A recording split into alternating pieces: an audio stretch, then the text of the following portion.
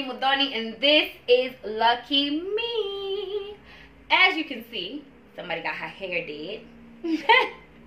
So expect a lot of this flipping because it's getting some adjust. Anyway, let's leave that be. Anyway, welcome back to my channel, and today is Madaraka Day, so happy Madaraka Day. You know how we love to party out here in Kenya. But the funny thing is, I'm like over it these days. Ugh, I'm over it. So I'm in the house shooting a video for you, which is what I love to do now. Anyway, so I am reading this book. I got this book from my sister a while ago, and it's been around. It's just been there. Even my boys were making fun of me because it's called It's Just a Date. And how to get them, read them, and rock them. And at first, it's taken me some time because I don't know why. Sometimes it just takes time for me to start reading. But when I start reading, I can't stop. So I started reading this book yesterday. I am on page 86. I'm super excited because it's amazing. It's just speaking everything that is happening with me right now. So clearly I am single, and I have tried dating in 2017, 2018, and that didn't work out for me. So now I am just trying to focus on myself, be me, myself, and I, you know, trying to be celibate. Well, yeah, I'm just trying to do what's good for me, and while I'm at it, I'm reading. So this book is just amazing because I have been wondering what it is that I've been doing wrong, or is it my mentality? What is it? So far, I just wanted to share with you what I have read, and maybe it will help you as much as it has helped me. And I'll continue reading, and I'll let you know what I think by the end of this book. But so far, I think it's super funny, and it's very insightful, very amazing. It's been written by a couple, that's a guy and a woman, so you can get both perspectives. So it's not one-sided.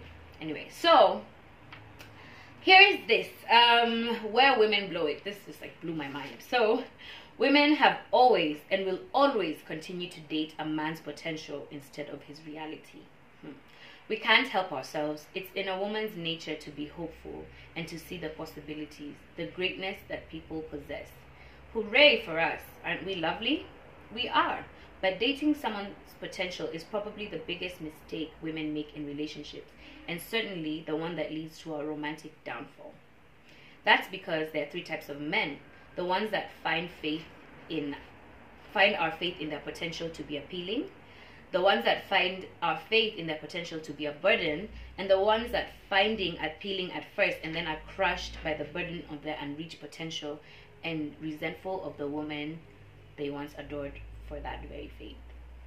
Whoa. Man. More often than not, dating a man's potential is the long road to disaster. So listen to who he is, to who he says he is, and take him at his word.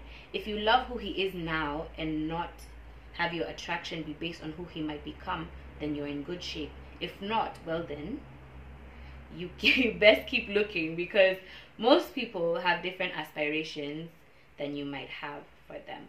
Love isn't swimming upstream. Whoa. That's quite something.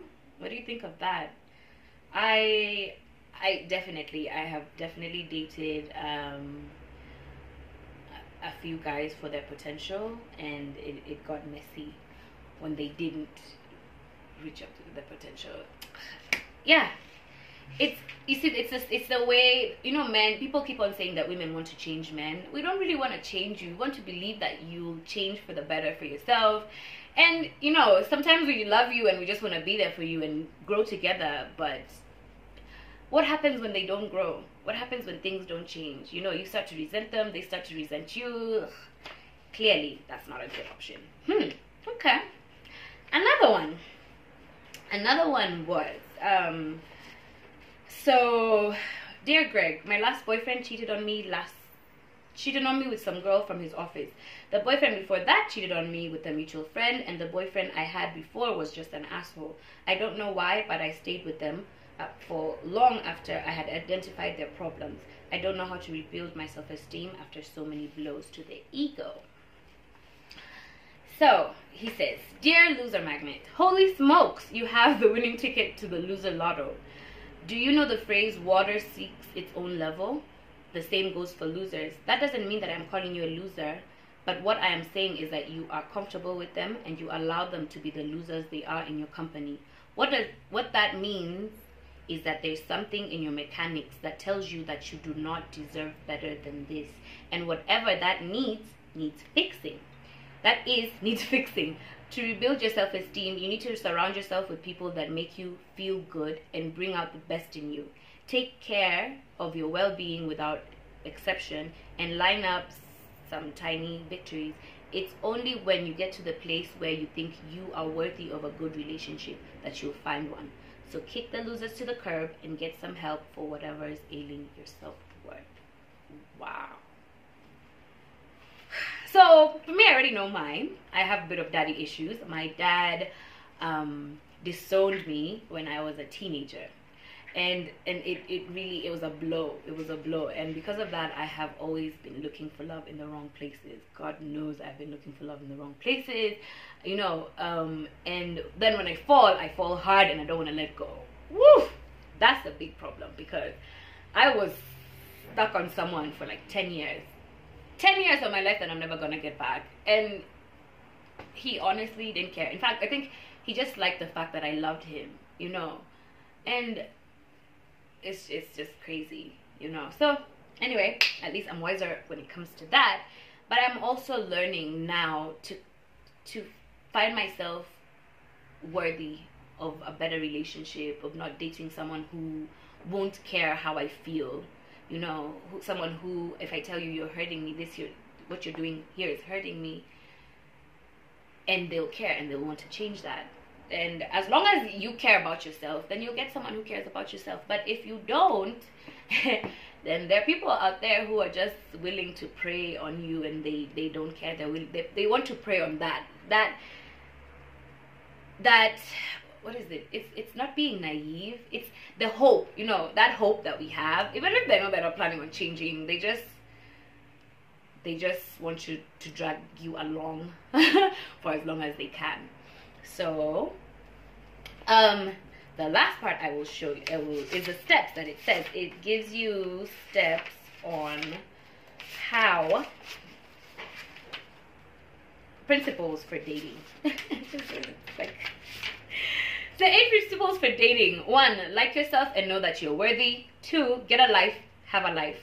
3, pretty is as pretty does. 4, don't accept less than an actual date. This man know all, una pikialini, not pikialini. Meet outside where there's sun, where there are people. Unless that's what you want. Second, 1, 2, 3, 4. 5. Don't freak out people with your need. Don't be clingy. I had moments. Thank God I'm past that. Doormats finish last and end up in the dirt. So don't be a doormat. Don't show the movie before the trailer. Don't give up the goodies, guys. Don't give up the goodies, because once you've given them up, like let's say, once you've given them up, then what?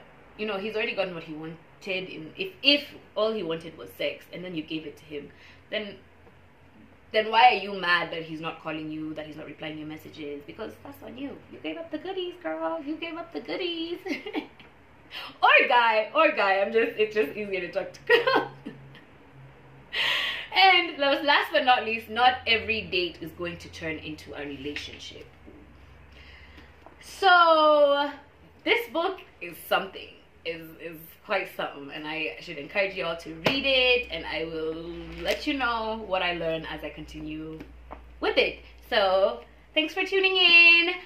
Recommend any books that you think I might like right now, as I am trying to date better, be better, yes, and just have a lovely Madaraka day. Thank you for tuning in. Don't forget to like and subscribe. Mwah, mwah, mwah. Keep the love.